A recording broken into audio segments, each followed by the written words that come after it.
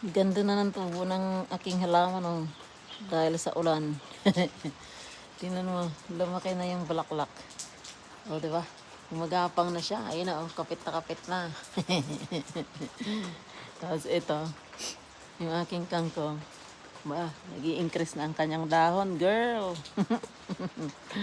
Di ba? Dumadami na sila. Soon to be, pang adobo na yan. Di ba? Kompleto na. Ito naman yung aking pang tsaa, mint leaves. Di ba? Growing na sila. Ang bilis lang, lalo na pagsiging ulan. Ganda yung tubo ng aking halamanan. Yung sili, sumasanga na, panalo. Ang bilis niya lang lumaki. Yung talong sa kabila din, ang dami niya ng sanga. Diba? May bulaklak pa yun. Malapit ng kanyang pamumunga. 3 na yung bulaklak niya. Kaya pinoproning ko yun para dumami yung sanga. Ito din, iproning ko rin kaya yan. Kaya lang may bulaklak na Hindi na yata applicable yung pag-proning sa gilid. Kasi may flower na siya. You know? Ito yata, flower pa yata ito. Ewan ko. Green, ano yan siya? Sherkin. Ewan ko, ano ba yung sherkin? Sherkin. Whatever. Tingnan natin pag namunga. Kaya pagapangin ko ito dito sa bakod. Ito na yung aking eggplant. Nandito sa kabilang lupain. Daming hacienda, di ba? Charot. Hindi ito akin. Nakikita niyo lang. Ito mayroon pa siyang pabulaklak. Tapos ito sa kabila. 3 na to siya. Yung isa. Yan na. Yan na siya. Dito kaya nilipat sa mas malaking lupa. Para may classmate siya dito, di ba? Yung cucumber. Ito kalaki na. Bilis na lumaki. Nandiyan lang sa lupa. Parang ganito yung tinanim ko dun. Sa kabila. Ayan, marami siyang bunga. Diba? Ganito rin yata itong isa. Kalabasa yan. Ito yung mga berries. Kinukuha ko yung paisa-isa. Pag nag-violet na, kukunin ko na siya. Kalaka dyan. Ang hardy and bow. Daming mint. Ito yung calamansi. Lemon ba? Ayan. Ito. Anong tawag dito? Basta yun. Parang gusto ko maglipat ako dun sa kabila. Dun sa likod. Lagay ko sa likod. Iba siya yung tinanim ko kasi ito yung sa kanya Sa akin iba. Green spears. Ewan, whatever. Ito naman yung lagi kong ginagisa na kala mo pechay. Pero masarap to pag baby pa. Pag masyado na malaki, mapait. Sarap yan. Gawing pechay. Ito yung kalabasa, ang dami. Pero usog, ang dami niyang bunga. Super. Ito may nakatago, ang laki-laki na Laki niya, mayroon dyan sa mga ilalim. Saan siya sumagapang, ang dami niyang bunga. Mariones. Yan ang dami niyang bunga. Bawat kanto may bunga, bawat sanga may bunga. Kalorkor. Malaki kong bunga sa ilalim. Kaloka. Pag nagmumungga ako, kinukuha ko yung talabos niya Ang dami niyang bunga. Furnace na itong kalabasa na to. Sarap yung dahon niya, yung baby pa Kinukuha ko yan. Ang bulaklak. Diba? Nandito yung classmate ng aking eggplant. Yung aking talong, kalaki na din. Pero dito ko nilipat kasi mas mataba yung lupa dito Para mas masaya siya dito. Kaya ayan. Masaya na siya dito. Ang dami niyang sanga. Taba. Maglilipat ako doon sa kabila ng ibang pananim. Para masaya. Yung aking plantation. Yung aking libangan. Charot. May bago na naman akong halaman. Yan. Ang aking habanero chili. Yan ang nabili kong chili. Malaki na eh. Yan. Habanero chili. Tapos itong isa. Parang cucumber eh. Green spear. Bulaklak na oh. Yan naman yung bagong alaga. Ang lakas ng trip. Punuin ko itong aking 4 na slot. Ang aking talong ay nandoon sa kabilang ibayo. Ayan may mga dahon na aking kangkong. Malapit na tayo mag-adobo. May dahon na siya. Diba? Nabili ko lang yan na kangkong. Tapos, inulay ko yung dahon. Ito yung mga tangkay. Buhay na. May ililipat ako dito. Lipatan ko to ng kung ano-ano doon. Galing na sa kabila. Kasi nandun yung talong ko. Diba? Nandun yung mga kalabasa.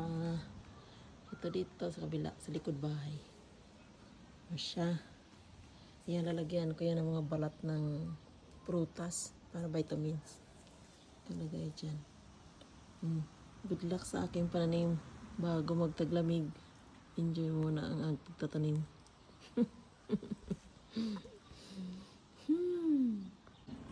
Ayan ang pinagkakabalahan ko. Nabili kong habanero chili. Malaki na siya oh. Yung isa naman, para siyang cucumber. Ang tawag sa kanya ay green spears. Aywan, basta yun. Ang aking mga kangkong, may dahon na siya. Uy, malapit na tayo mag-adobong kangkong. Yung binili ko lang yan, kangkong, tapos tinanim ko yung tangkay. Magbilig muna tayo. Ito yung ginagawa ko bago pumasok. Sinidilig ko yan sa umaga. Tapos, pag-uwi ko naman pag may araw pa. Lalo yung kangkong. Kailangan nyo ng maraming tubig. Itong kailan na kunti ang tubig. Yung talong doon, may mayroon ng bunga. May bulaklak na ba? Dito ko nilalagay yung mga balat. Diba? Ito, ililipat ko dito. Ng aning-aning. Lagyan natin itong trangko. Ay, kailangan itong maraming tubig. Kasi water spinach man yan. Nagbubuhay siya sa tubig. Diba? Ito konti-konti lang. Kaya lang kalilipat ko lang ito kasi kabibili ko lang yan. Ang saya. Yan ang libangan. Ang kawala ng stress. Diba? Yan ang aking panibagong sili. Pero mo lalagyan. Ito yung nabili ko. Yan yung sili. Yung isa, ang pangalan niya ang sabi niyan, green spear. Pero para naman siyang cucumber. Whatever. Pag namunga siya, tingnan natin. Ito no, laki ta. Hindi, lumaki ka muna. Siya abangan kung anong susunod ko ditong itatanim. Pupunuin ko yan. Nandun sa kabila yung aking talong. Malaki na siya. Busy ako maghalaman. See? Sili ko. Ito cucumber yata yan. May bulaklak na siya. 3. So siya girl. May dahon ng aking may mga talbos ng aking kangkong. San ka pa, diba? Hanap pa ako ng isa dyan itatanim. Para kompleto na ang aking halamanan. Yan ang aking plantation, Siya. Kompleto na sila. Magka-classmate. Yung talong nalipat ko doon kay mas malaki yun Ito lang yung mga maliliit dito. Pero ito, parang lalaki rin ito Kasi nakalagay sa kanya is habanero chili. Tapos yung isa, kala ko cucumber pero green spear daw. Let's see. Para siya cucumber. Ito yung tsura niya. Pinagagapan ko na yan siya dyan. Kumapang ka dyan. Ito, mint. Ayan, pang tsaa. Diba? Nilipat ko dito marami doon kasi wala. Tapos itong aking kangkong. May dadahon na siya. May dahon na. May dahon na. Malapit ko na siyang adobohin. Lumaki ka muna bago kita adobohin. Kay baby pa. Diba? Pero nabubuhay siya in fairness, oh. Kaya tubo ko lang yan sa tubig. Tapos nilipat ko rito nung nagkaugat na. Pero buhay na buhay siya, oh. Pag taglamig siguro mamamatay ito. Pero bago umabot yun, gulayan na kita. Charot. Hindi yan mamamatay. Yung aking pinagkakaabalahan ito. Yan, pang tinola. Tatulalahin kita, eh. Lumaki ka muna bago kita itinola. Charot. Siya maglanim ng magtanim kung gustong kumain. Pinagkakabalan ko yan. Pagpawala ng stress, di ba? Yan ang buhay New Zealand. Magtanim ka kahit sa paso. At mahalang gulay kung gusto mong kumain.